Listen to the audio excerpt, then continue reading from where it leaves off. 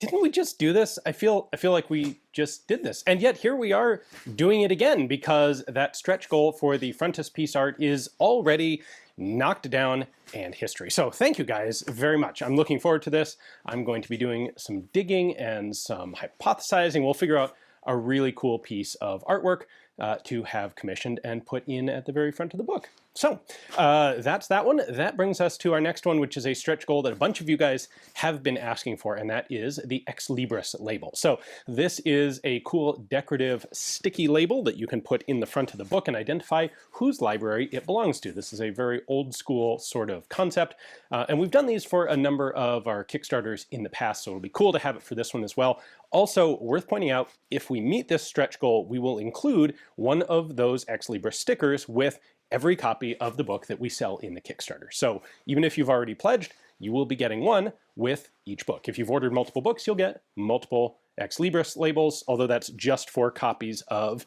Forged in Snow. So let's see where this one goes. Thanks, guys.